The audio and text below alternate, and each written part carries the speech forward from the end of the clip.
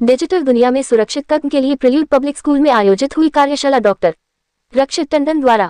Prelude public school में आज cyber जागरूकता कार्यशाला का आयोजन किया गया, जिसमें प्रसिद्ध साइबर सुरक्षा विशेषज्ञ डॉक्टर रक्षित टंडन ने छात्रों को आज के समय में निरंतर बढ़ते जा रहे विभिन्न साइबर अपराधों पर विस्तृत प्रकाश डाला। विद्यालय के निदेशक डॉक्टर सुशील गुप्ता एवं प्रधानाचार्य अरविंद श्रीवास्तव ने नवाकुर भेंट कर उनका स्वागत किया। इस सत्र का उद्देश्य छात्रों को डिजिटल परिदृश्य में सुरक्षित और जिम्मेदारी से नेविगेट करने की चुनौतियों के प्रति संवेदनशील बनाना था। डॉक्टर टंडन ने अत्यधिक स्क्रीन समय के कारण होने वाले डिजिटल डिमेंशिया जैसी समस्याओं पर चर्चा की और बच्चों में छिपी हुई डिजिटल लत और सोशल मीडिया के बढ़ते प्रभाव के बारे में बताया। उन्होंने अपने प्रेजेंटेशन में दिखाया कि कैसे एक वेबसाइट की प्रामाणिकता की जांच की जाती है, मेलवेयर एपीके फाइलों के माध्यम से हैकिंग से कैसे बचा जाता है और कॉल फॉरवर्डिंग स्कैम कैसे किए जाते हैं। आप देख रहे हैं आगरा से संवाददाता प्रताप सिंह आजाद की रिपोर्ट। निदेशक प्रिल्यूड पब्लिक स्कूल। आजकल साइबर क्राइम जो हो रहे हैं, कितने ज़्यादा हो रहे हैं, उससे कितना लोगों के शेयर्स, लोगों के पैसे, लोगों के बैंक अकाउंट कितने हद तक जा रहे हैं कि इस साइबर क्राइम से बच्चे सुसाइड करने तक के लिए प्रेरित हो रहे हैं। आज बड़ी खुशी की बात है कि डॉक्टर रक्षित टंडन, जो कि मेरी समझ में हिंदुस्तान में साइबर क्राइम को पूरी तरह से डिटेलिंग करने में किस तरह से रोका जा सकता है, किस तरह से उसको मैनेज किया जा सकता है, इससे बड़ा कोई मैं नहीं समझता कोई नॉलेजेबल आदमी है। आज बच्चों ने हमने 9 से लेकर 12 तक के करीब 300 बच्चों की इनसे वर्कशॉप कराई और उन्होंने बहुत अच्छी तरह से समझाया कि जो बच्चे आजकल जिस तरह से साइबर क्राइम हो रहे हैं, जिस तरह से अकाउंट्स हैक हो रहे हैं, किस तरह से पासवर्ड हैक हो रहे हैं, किस तरह से पासवर्ड हैक होते ही और आपके सारे वो व्हाट्सएप में जाके अब लोगों को मैसेज भेज रहे हैं कि मुझे इतने पैसे दे दीजिए, इसको सबको कैसे रोका जा सकता है। और उन्होंने पासवर्ड के साथ साथ पास कीज़ के बारे में बताया कि अगर आप लोग पास कीज़ का यूज़ करेंगे तो शायद आप क्राइम कम होंगे।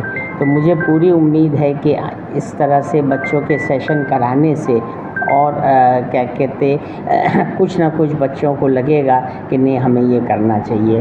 और उन्होंने सबसे ज़्यादा महत्व दिया स्क्रीन टाइम पे कि भाई बच्चों को स्क्रीन टाइम अपना बहुत कम करना चाहिए। बल्कि उन्होंने तो यहाँ तक कहा कि 13 साल तक के नीचे बच्चों को तो मोबाइल बिल्कुल होना ही नहीं चाहिए। तो इन सब चीज़ों की मुझे लगता है कि आज बच्चों ने सीखा। उन्होंने बहुत सारे क्वेश्चंस भी किए जिसको रक्षित टंडन ने बहुत ही अच्छी तरह से सरल भाषा में समझाया और पूरी वर्कशॉप में एक एक बच्चा उनसे कनेक्ट था क्योंकि उनकी भाषा बिल्कुल सरल थी। बीच बीच में वो हंसी का पुट भी देते थे, तो ये अपने आप में एक बहुत बड़ी बात थी। मैं बहुत बहुत शुभकामनाएं और बड़े होने के नाते रक्षित टंडन को बहुत बहुत आशीर्वाद देता हूं कि वो देश के लिए जिस तरह से इस साइबर क्राइम के लिए वो समर्पित हैं। बहुत बहुत शुभकामनाएं। बताया कि आज की डिजिटल वर्ल्ड में अपनी डिजिटल डाइट का ध्यान रखना बहुत ज़रूरी है।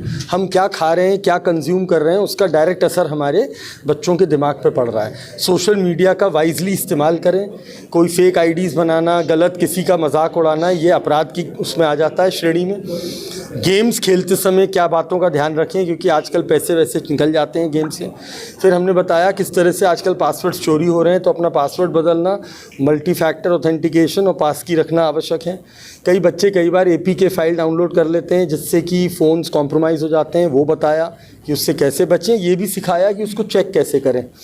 और हमने बताया बच्चों को कि अपनी साइकोलॉजी, जो मेंटल साइकोलॉजी है, क्योंकि अभी 2-3 रिपोर्ट्स आई हैं जिसमें ये बताया गया है कि बच्चों को अगर हम ज़्यादा स्क्रीन टाइम दे देते हैं तो उनकी डायरेक्ट मेंटल हेल्थ पे असर पड़ता है। तो हमने ये बताया कि अपने स्क्रीन टाइम को कंट्रोल रखें। किस तरह के ऑनलाइन फ्रॉड्स आजकल हो रहे हैं, शेयर ट्रेडिंग, एआई के नकली वीडियोस बन रहे हैं, कभी कोई प्रधानमंत्री का बना रहा है तो कभी कोई फिल्म स्टार का बना रहा है, तो उनसे कैसे बचें और पहचान करें। शेयर ट्रेडिंग, डिजिटल अरेस्ट नाम की कोई चीज़ नहीं होती है कि साहब पुलिस का कॉल आया था, हमारा खाता खाली कर दिया। और हमने बताया कि अगर कोई अपराध हो जाए तो 1930 पे सूचना करें और cybercrime.gov.in पे अपनी कंप्लेंट दर्ज करें। जनवाद टाइम्स की सभी खबरों को लगातार देखने के लिए चैनल को लाइक, सब्सक्राइब और शेयर जरूर करें। धन्यवाद।